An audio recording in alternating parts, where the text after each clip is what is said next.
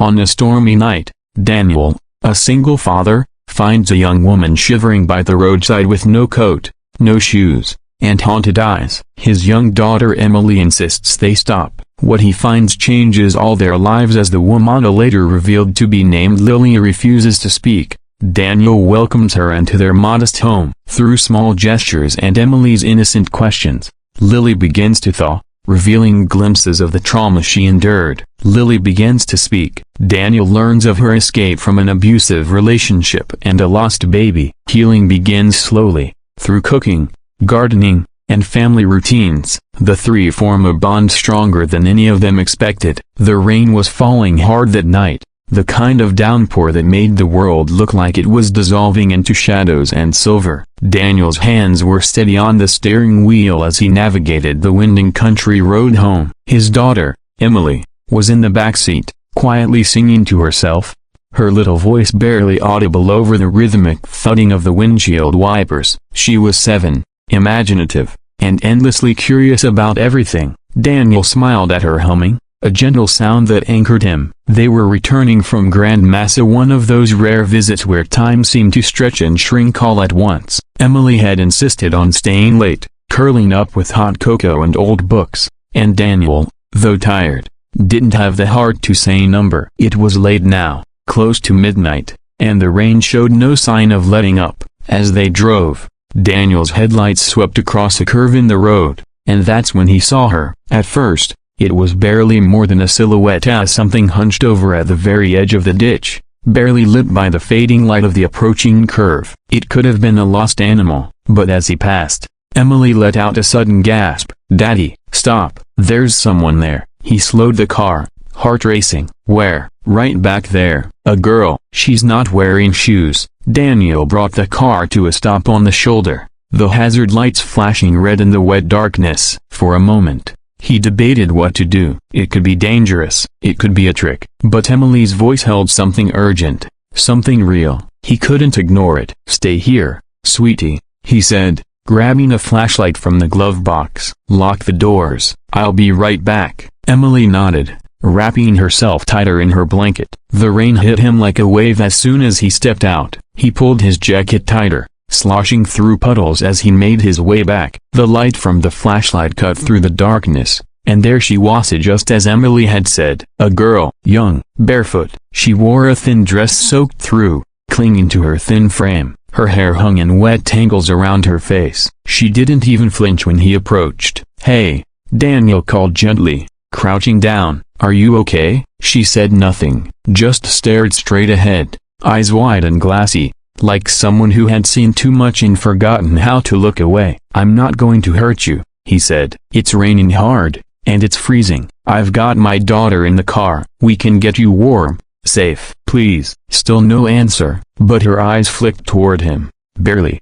Then she shivered violently, and Daniel made the decision. He slipped off his jacket and wrapped it around her shoulders. She didn't resist. "Come on," he said, gently helping her to her feet. She staggered, but he steadied her, leading her to the car. When he opened the passenger door, Emily's eyes widened. "She's really cold, Daddy." Daniel helped the girl in and cranked up the heat. Emily immediately handed over her blanket. "She can have this, and my panda, too." The girl didn't say anything. Her lips were blue, hands trembling as she clutched the warm fleece blanket. Daniel started driving, glancing at her now and then, trying to make sense of what had just entered his world. By the time they reached the house, the girl still hadn't spoken. She looked exhausted, her eyelids fluttering.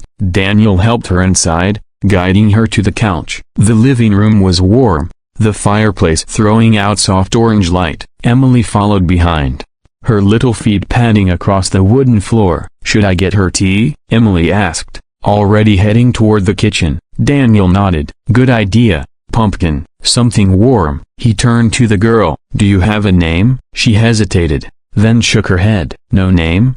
he asked gently. She looked down, ashamed. "It's okay," he said quickly. "You don't have to say anything, just rest." Emily returned with a mug of peppermint tea. The girl took it with trembling hands, sipping slowly. For a moment, Daniel just watched her, this stranger in his home, wet and silent, looking more like a ghost than a girl. That night, Daniel let her sleep on the couch. He gave her dry clothes, an oversized hoodie and sweatpants from his closet, and tucked an extra blanket around her. Emily insisted on sleeping nearby in her sleeping bag, just in case she needs a friend. In the middle of the night, Daniel heard a sound, a sob, muffled and raw. He crept into the living room to see the girl curled in a tight ball, tears streaking silently down her face. He didn't speak, just placed a glass of water by her side and sat down nearby, just close enough to let her know she wasn't alone. The next morning, sunlight crept through the windows, making the whole house feel warmer. Emily was the first to rise, and she tiptoed over to the girl and whispered, "I want pancakes." The girl blinked, startled by the child's warmth, and for the first time, she nodded. That morning felt like something out of a different world. Daniel cooked while Emily talked mostly about school, her toy unicorns, and the secret recipe for peanut butter pancakes. The girl sat at the table, quiet, eating slowly, as if relearning how to be human. Over the next few days, she stayed. She still didn't talk, but she smiled, a faint, fleeting smiles that faded almost as fast as they came. She helped Emily with puzzles. She washed the dishes. She folded laundry with delicate hands, as if the act of folding fabric was a way to keep the pieces of herself from falling apart. Daniel didn't press her. He didn't ask who she was, where she'd come from, or what had driven her to the side of the road in the middle of the night. All that could wait. What mattered was now. A week later, she finally spoke. They were in the backyard, watching Emily chase bubbles through the grass. Daniel handed her a cup of coffee. She held it between her palms and whispered, "Lily." He looked at her. "My name," she said again, slightly louder. "Lily." It was the first word she'd spoken in Daniel's presence, and in that single breath, she seemed to reclaim a piece of herself. Over time, more words came. Not many, but enough. She told him she had run from someone. A man who hurt her, who took everything from her home, her dignity, even a child she had lost in grief and silence. She had wandered for days before the storm found her, and then Daniel had found her. He listened without judgment, his heart breaking in quiet places. When she cried, he sat beside her. When she was quiet, he gave her space. And when Emily hugged her, Lily cried a little more. Spring turned to summer. Lily began to laugh. She danced with Emily in the kitchen, learned to bake bread, and painted sunflowers on the garden fence. She was still healing, still scared at night sometimes, but she was becoming more herself every day. One evening, they sat on the porch watching fireflies light up the sky. Emily had fallen asleep in Lily's lap, her arms wrapped tight around her new friend. Daniel looked over and saw Lily staring into the night sky with a soft smile. "You know," she said, "I didn't believe people like you existed." He chuckled. "Single dad who burnt toast and forget garbage day?" "No,"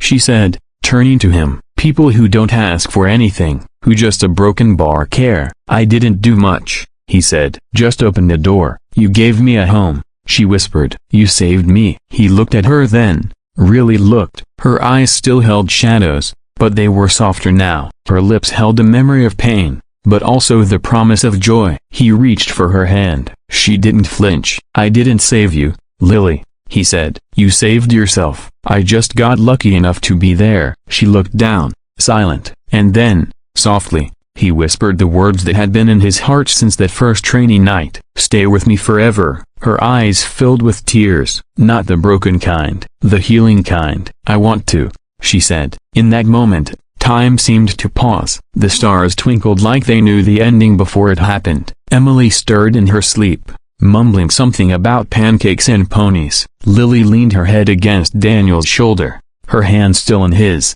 That was the night the house stopped being Daniel's. It became theirs.